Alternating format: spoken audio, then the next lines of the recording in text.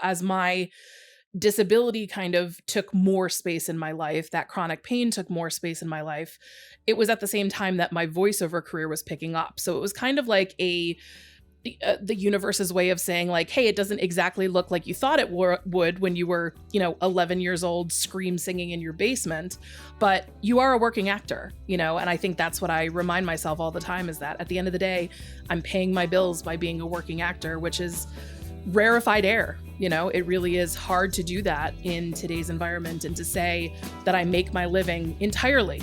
Hello, sunshines. Welcome to Hilistically Speaking. If this is your first time joining the conversation, hi there. I'm Hilary Russo. Thank you for tuning in. And to my hive minds out there, it's good to have you back. Thank you. I always appreciate you returning week after week. So we're hitting on a topic that's pretty close to my heart. And if it resonates with you too, I want you to share your thoughts. Let me know. I'm putting an episode out there about gratitude, not about the gratitude from outside of yourself, but the gratitude that comes from within. That's really part of the Hug It Out method that I talk about week after week. And I would love for you to share that with fellow listeners on Hilistically Speaking. So I want to hear your voice. Head on over to speakpipe.com/Hilistically Speaking, hit record, share your thoughts, and you'll get to hear your voice on an upcoming episode of Hilistically Speaking that is all about the gratitude that comes from within. Now, you've heard me share a lot about growing up with a disabled dad. My father was not only an amputee, he was an insulin-dependent diabetic, and it's really the only life I've known with my dad. And I've had a number of episodes that have focused on disability awareness because it is something that's really close to my heart. But with October being Disability Employment Awareness Month, I wanted to take it a step further. Imagine having limited mobility and dealing with pain for years.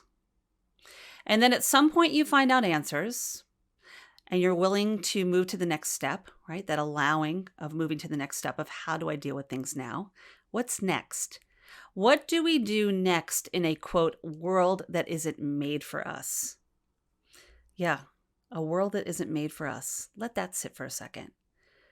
Well, those are actual words that Maria Pendolino shared when she talks about disability representation in the performance industry.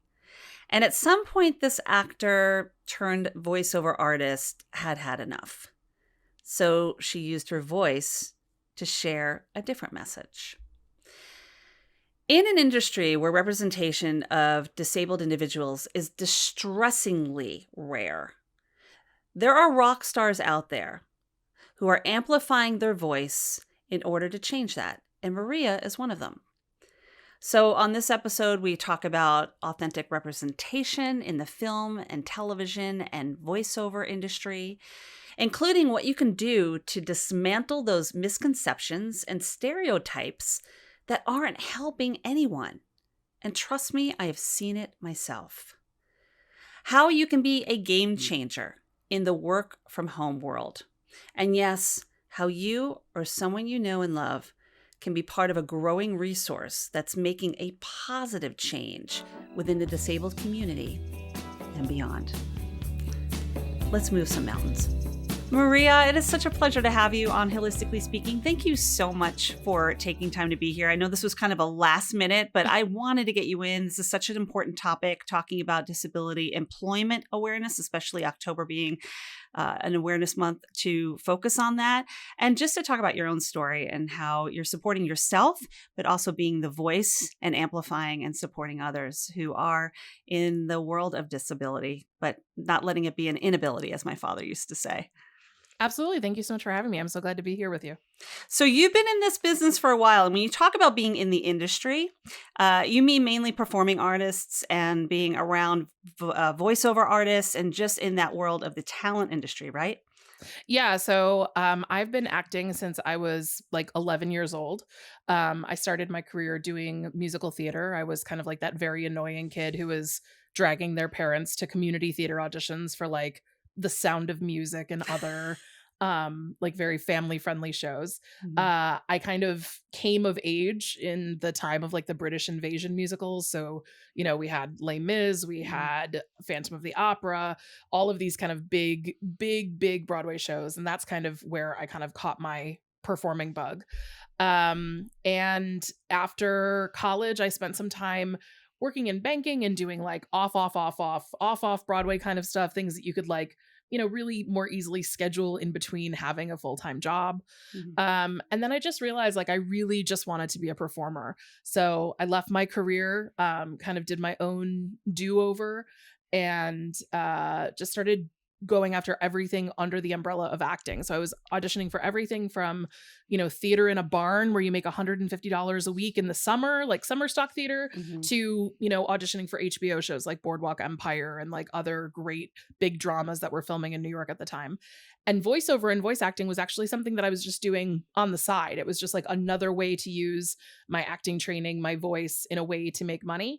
I realized that I really, really, really liked it.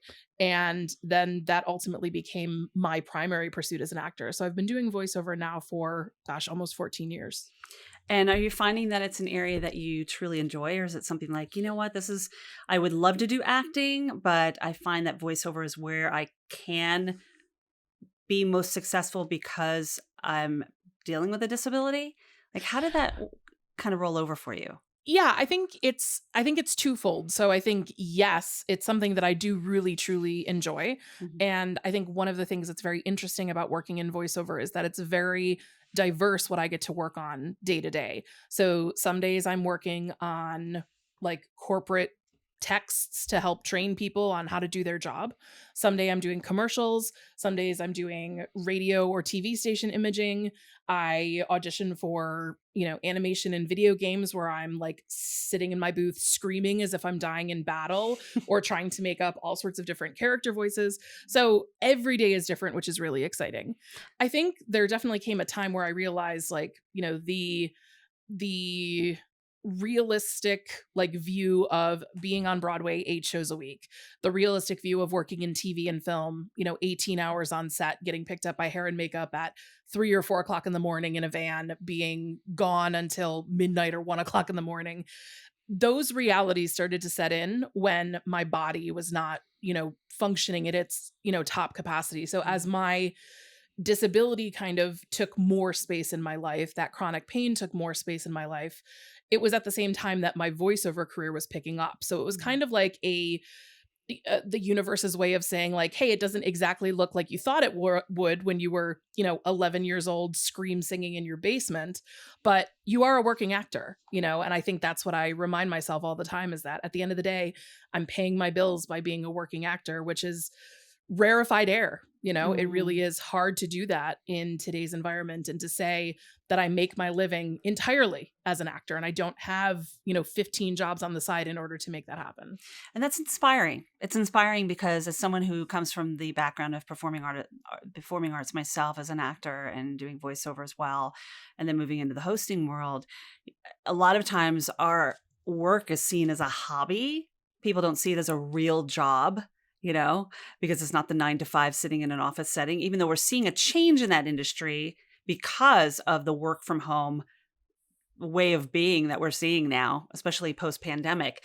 But now that you're making your full income doing what you love, I have to ask you, are there any people that inspire you, have inspired you that are kind of just like Maria? Yeah, I mean, I think there's a lot of people that I've really had the privilege of looking up to in my industry, and also people who I am proud to call colleagues. I have two fellow voice actors. Their names are Joey and Alyssa. And we are all kind of in like a similar space in our career. We have similar representation. We go after the same kinds of jobs, and we're in like an accountability group together. Mm. So we get to watch each other's careers grow and cheer each other on and pick each other up when one of us is having a bad day or believes that their career has come to an end when of course it hasn't, the sky's not falling. And then I look at people like, Jennifer Hale, who's one of the most successful video game voice actors, who's really trailblazed a career in a place where there weren't a lot of women to begin with. And I look at, a lot of the character actors that have done voices for animation and cartoons of things that I grew up with. So people like Russi Taylor, who is one of the voices of Minnie Mouse, or Pat Carroll, who is the voice of Ursula the Sea Witch. Like, these are folks that maybe you didn't know their name, but they created the sounds of our generation, you know, folks that grew up in the 80s and 90s. So to be standing alongside people who have worked with them or alongside them, being able to audition for casting directors that, you know, were part of giving them jobs, you know, along the way. Just to be part of that world is truly a blessing. And I'm really glad that it's the way that I get to make my living, the way that I wake up every day and come into my office here to talk into a padded box for a couple hours by myself. It's a very strange way to make a living. Yeah. But it's a wonderful way to do it. And also it's a very flexible way, you know, Yeah. as someone who is dealing with disabilities and chronic illness, it's a way that I can contribute in a big way and also be safe and comfortable, which is makes all the difference. And this is one thing I've been wanting to ask you, because I wonder if people have asked you this before. Being in the voiceover world, and when you mentioned disability, if it's just a physical disability, and I use the word just because sometimes people do that, how I imagine there are people out there that are like, well, you're doing voiceover. How does your physical have anything to do with the fact that your voice is impacted, rather than somebody with a physical disability that's in the performing arts or the vocal arts, like an Ally Stroker, who was on Broadway for Ada Annie in Oklahoma, or Selma Blair, who recently has talked about her physical disability, or even a Christina Applegate, right? These people who have physical disabilities who are moving in motion, and you see them. We're not seeing the voiceover actor. So how do you explain that to people? Like, this also impacts those of us who are doing voiceover work. Yeah, so there's two things. So one is, I think disabled folks around the world want to see more of themselves in the media that they consume. There's a really awesome nonprofit organization called the 1 in 4 Coalition that's specifically advocating more aggressively for disabled representation, not only in front of the camera, but also behind the camera as well. So we want to see more disabled creatives writing, directing, producing, as well as acting and starring in. So that's one thing. The representation is something. So then when it comes to voiceover, the disability community is standing up very firmly and saying, if there are disabled characters to be voiced, we'd like to have disabled performers voice them. So if you have, you know, if we have a show like, I don't know, like Bluey as an example, you've got, you know, a huge animated show that's marketed to very impressionable children. If there was a character on Bluey in a wheelchair, we would love to see that character being voiced by an actor in a wheelchair, so that the people who watch the show can like look up who's the voice, who's the actor. Oh, it's someone in a wheelchair. They're successful. They've built a career for themselves. So that disabled children can see themselves in the media that they consume. So we want disabled people to authentically tell disabled stories. But I would say, on the second point, even though I am acting with just my voice, and that seems like it's a very simple thing and you can do it from sitting in a chair or standing up or wherever you're comfortable, it's still a very physical medium. I'm Italian. Through this entire interview so far, I've been talking with my hands. So, you know, when I'm in my booth, if I'm doing a commercial that's very, very excited, I'm engaging my body, my core, my arms, my head, I'm smiling, my cheeks. Everything is part of bringing that nuance to the voice, because you don't have the opportunity to see me talking with my hands and gesticulating. You don't have the benefit of my body language. You don't have the benefit of my sarcastic eyebrow going up to help inform the performance. All you get is the voice. So I have to bring all of that together to give the performance. There have been times when I've done, you know, characters on podcasts or animation video games. I go into the booth for a half an hour, 1 hour, 2 hour session, and I come out drenched in sweat. You know, it is still a workout. Even if I'm just sitting in front of the microphone and performing for an audience of one, it's still a lot of work to do it. So as a medium for disabled performers, I think what's great about it is you have a lot of control. You know, I can control what furniture I use in my booth. I can control when I'm doing my sessions to some extent to make sure that it's a time of day where I'm feeling good and I'm not, you know, stiff or in need of stretching or physical physical therapy intervention. It's that type of control that you don't have when you're on a Broadway show, 8 shows a week, when you are on set with, 150 other people making a TV show, or even like an on-camera commercial. You just don't have as much control. So as a disabled person, as a disabled actor, the one thing that I really love about voiceover is how much control I can have over my environment. That is such a great way of putting it. And I'm so glad you shared all that, because asking that question is more for those who might sit back and not really realize what goes into being a voice over artist, because it is artistry. It is a performing artistry. It's not easy. And the way you explained it made it so visual. So I appreciate you doing that.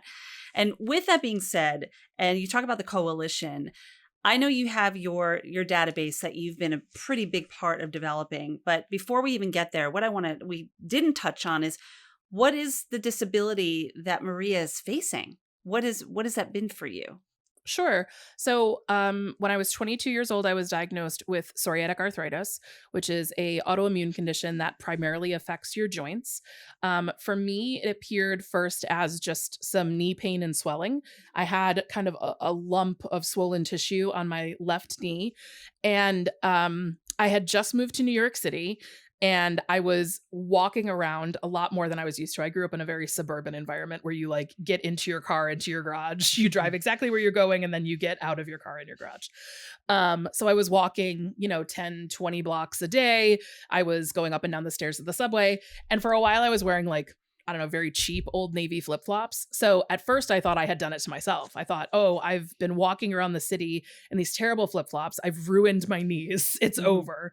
So I went and saw an orthopedist, and they were like, yeah, your kneecaps are a little wonky, blah, blah, blah, blah, blah. Just totally misdiagnosed. Totally missed it. And I was just in so much excruciating pain. I ended up going and getting a copy of the copy of New York Magazine where they rank doctors. And I found who the number one orthopedist was in New York City in a fancy office on Fifth Avenue. And I paid $500 out of pocket to see him.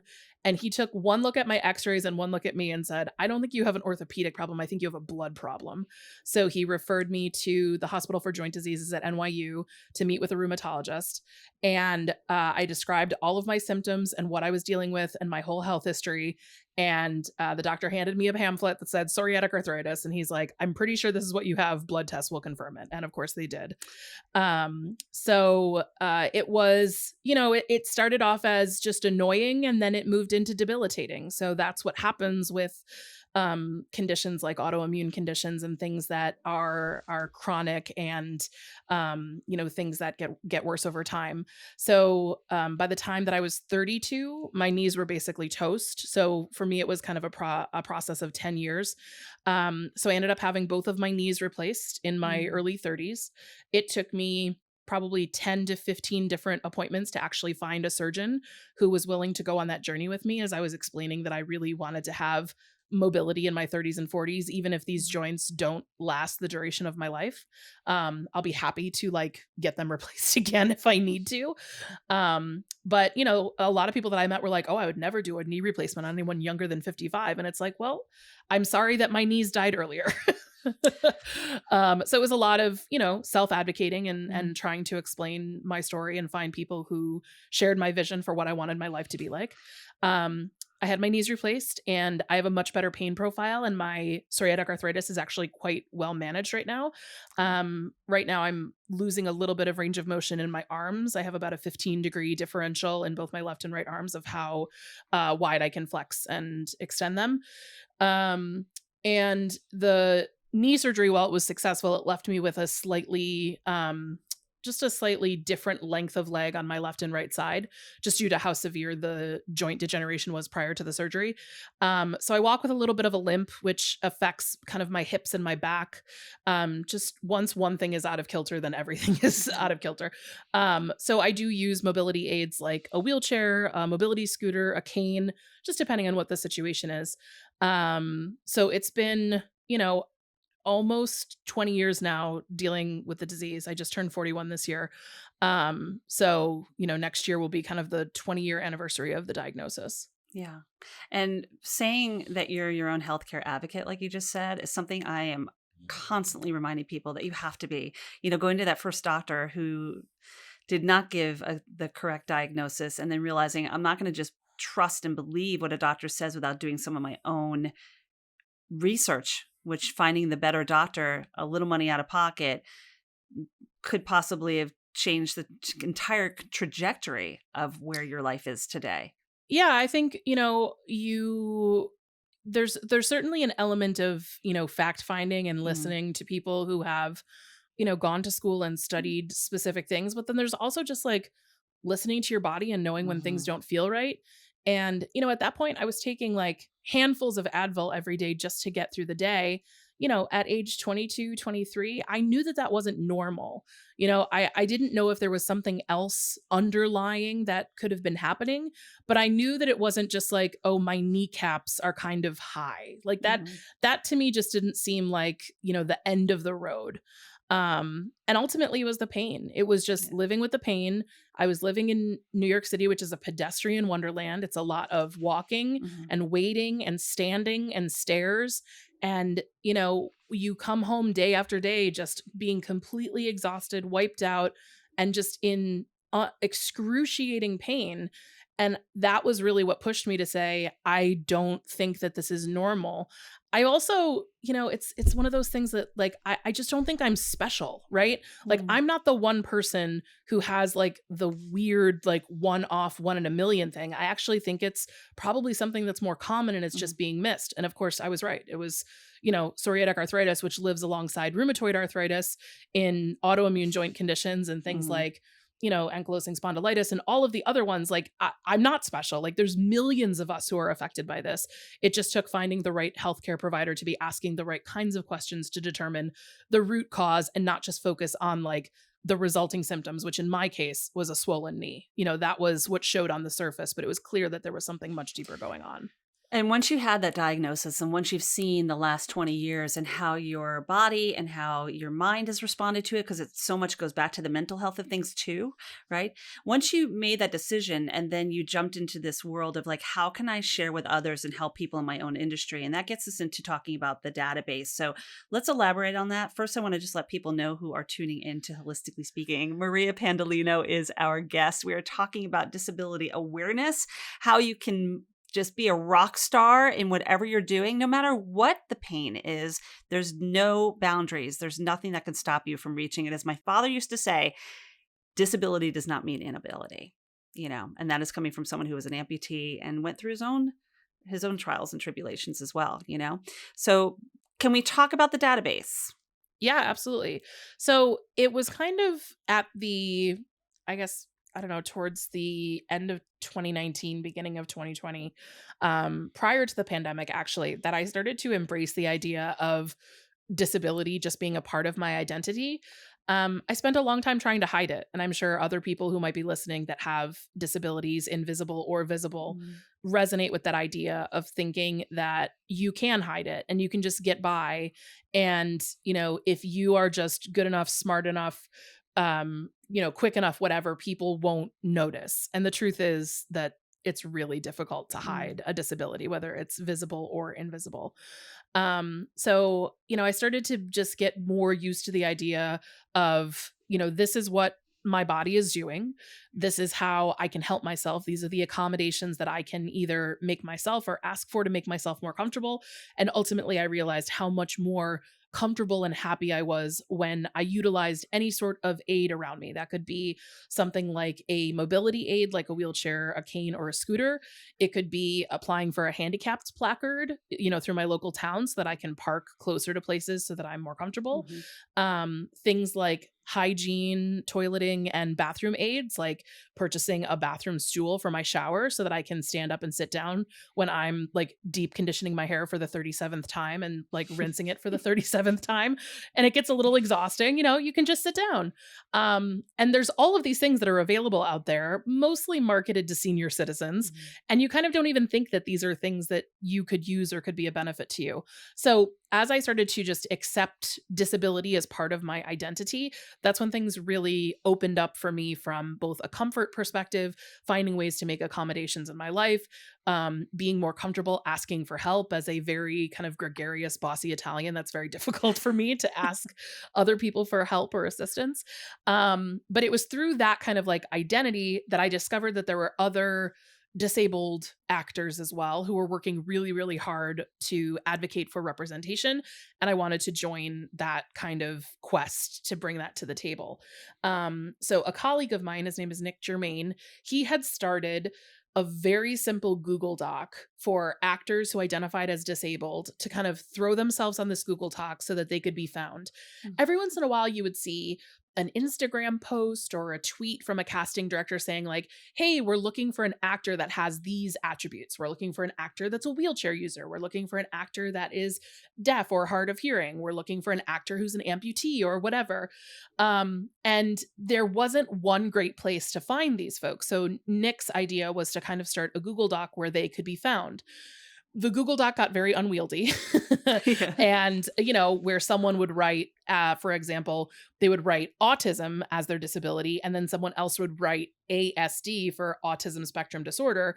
If somebody was searching, those two items wouldn't come up in the same search. So I reached out to Nick and I said, hey, I have some resources, I have some capability. Why don't we try to take this to the next level? So we built a very robust intake form and an Airtable database that's much more searchable and kind of easily filterable. And we invited all of the actors from the original doc to come on. And then we kind of launched it around International Day of People with Disabilities in December last year, and kind of announced it to the wider community. That it is available both for actors to list themselves in the database if they'd like to be found for opportunities, but also it's a free resource for casting directors, agents, managers, producers, directors, anybody who's in a hiring seat who's looking for a actor who happens to be disabled to authentically represent a character. They now have a free resource for all of these people who wish to be found for opportunities. Oh, that's so great. And how has the reception been from the other side of the casting table? I know that you actually were on Camera Ready and Able with my dear, I love her to death, casting director, Barbara Barner-Abel. And I'm sure you had a great conversation about this. I haven't had a chance to listen to the whole podcast, but I want to. But for people like the Barbers out there in the world, I imagine that they are just like so excited to know that there is a place they can go also to find these amazing, talented performers and artists that have the genuine, authentic self to offer. Yeah, the reception has been really amazing. So we have at this time just over 100 casting directors or agents, managers, hiring managers, even people who are like creative directors at advertising agencies that have requested access to use the database. We keep track of everybody who's requested access, so that we can kind of keep everybody updated along the way of how things are going.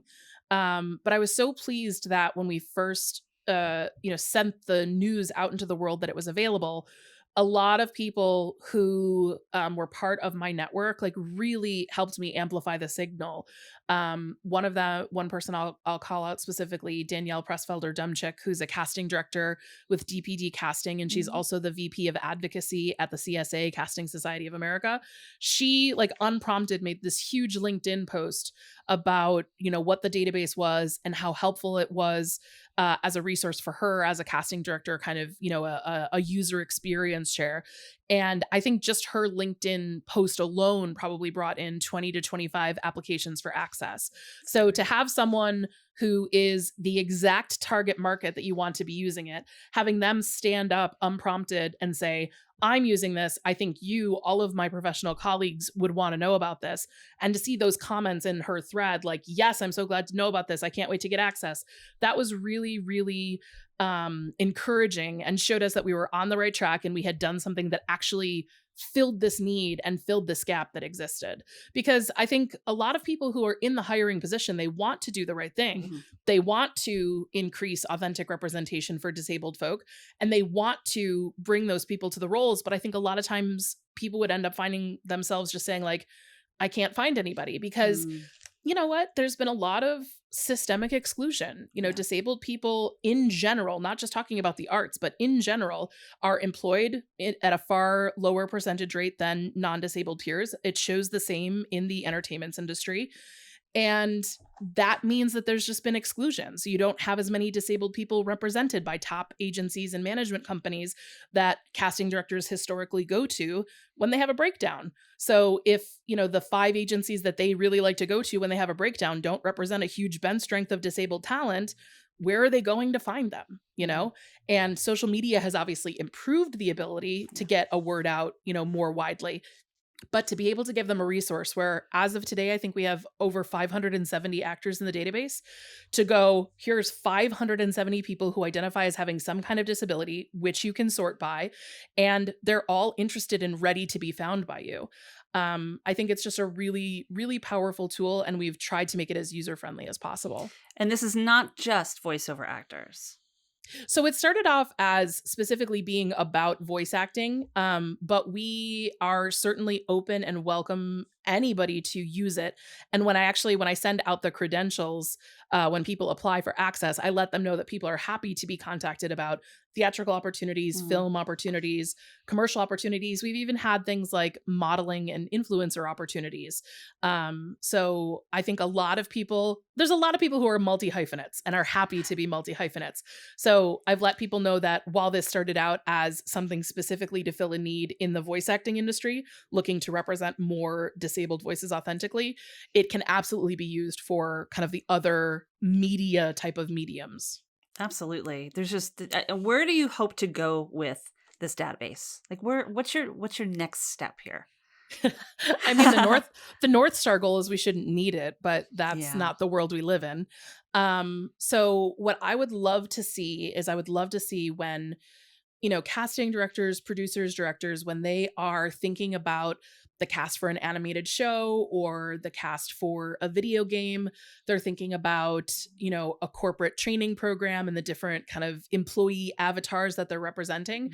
I just want people to think of disabled people and have them be a part of the conversation, have a seat at the table, have that representation. You want to advance it beyond tokenism or quota filling and have it just be something that we recognize that disabled people are a diverse category. It is one of the largest minorities in America and the world. And it's also one of the largest minorities that many, if not all of us, will eventually belong to. It's also a minority that you can come in and out of. You can become disabled, you can recover, you can become disabled again. So it's not necessarily a permanent category either.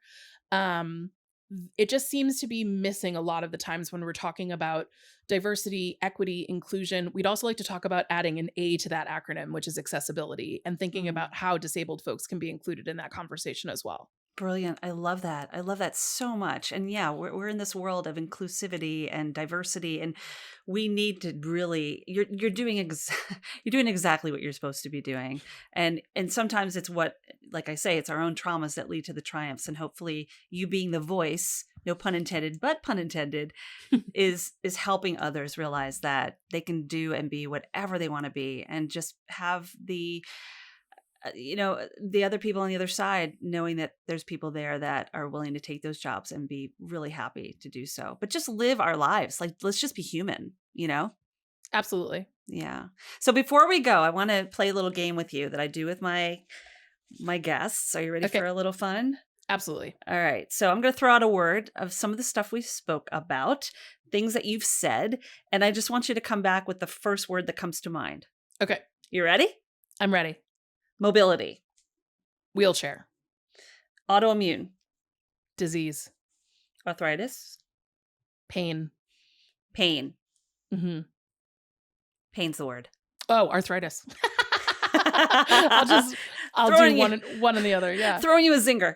Disability. Accessibility. Actor. Career. Handicap. A reframe. Yeah, I was going to ask you about that. I'm going to come back to that real quick, but Sure. Last word I want to ask you is voice. Power. Yeah, girl. Love that. Let's come back to the word handicap real quick, because there are folks I know And sometimes it doesn't sit well with me either. I don't really like the word. How do you feel about that word? I think it's one of those ones that we've grown out of. So I think handicap itself is not necessarily derogatory in its own creation, but it's the way that people tend to use it. So it's usually accompanied by physically handicapped or mentally handicapped. And it's this kind of expectation or understanding that someone is somehow less than or unable to do something. So I think, where we've landed is really the person first language and just being as simple and basic as possible. So, people will go to great lengths to not say the word disabled. So it's like, oh, differently abled and special abilities and all of that. No, it's just a disability. It's really simple. And you can say person with a disability, you can say disabled person. But if you listen to all of the different disability communities, when they tell you how they would like to be spoken about and how they'd like to be referred to, just listen to them. It's pretty simple. So the words that have kind of gotten, outdated, I think handicap is one of those ones that we've just kind of left behind. Yeah, I'm going to agree with you on that one. And let's just continue to have conversations. Listen to people, have the conversations. That's really what it comes down to. See where people are at and where they want to be met, Yeah. The disability community, I think, uses the moniker nothing about us without us, which I really like. So this idea that if you don't have the lived experience, either you yourself have a disability, you grew up with a family member with a disability, or you have some kind of personal experience rooted in what disability or disabled culture is. If you don't have that, then you should not be the one making the decisions. You should not be the one writing the script. You should not be the one kind of leading the charge or telling the story publicly without someone who actually has the authentic lived experience. And it's not to say that, a director or a producer or a company can't create a piece that includes or discusses disability, but have someone at the table who's had the lived experience to make sure that you don't walk into a quagmire of outdated language and stereotypes and end up in things like tokenism and quota filling that feel really, really false to the community that's living it today, day in and day out. Well said. I don't know if I want to say any more. I want you to share a final word, but that was really kind of powerful. Do you have anything else you'd like to share? No, I would just say that if you're interested in checking out the Disabled Voice Actors database, it's at disabledvoiceactors.com. It's free for actors or any kind of performer to be listed in there. And it's also free for anyone who has a hiring hat that they're wearing for any type of media project. It's free to use. So check us out there. Great. And we'll add all of that in the podcast notes. Maria, thank you so much for being a guest on Holistically Speaking. It was such a pleasure. Thank you for having me. You can learn more about the Disabled Voice Actors database as well as connect with Maria by clicking the links in the podcast notes. Pay it forward if you find that you can pass this along to somebody else that might find it valuable. If you or someone you love is struggling with chronic pain, or you are looking for holistic ways to support your well-being, let's have a conversation. Let me share with you how Hilary techniques might be the tool to help you on your journey, something you can put in your toolbox to use whenever you need. I actually have used this neuroscience-based approach with my own chronic pain, as well as supporting my clients on their health journeys. So just set up that complimentary session and let's hug it out in healing, understanding, and gratitude. I have the booking link in the podcast notes as well.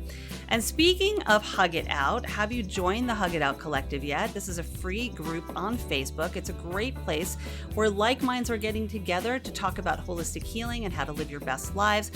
You'll have access to inspirational daily videos from me, including the replays of our monthly free Havening happy hours, where you can learn valuable tips and tools to be kind to your mind with neuroscience on your side. And we actually have one of those Havening happy hours coming up at the end of the month, so check the listen notes, sign up, and attend the free event. And I'm going to leave you with one final note. And this is just reiterating what we were talking about during our conversation today, what I shared, the words from my dad that I've heard time and time again, and they still stay with me. Disability does not mean inability. So continue to be your brilliant and brave self. Let your voice be heard. And remember that I love you, I believe in you, and I will see you next week. I know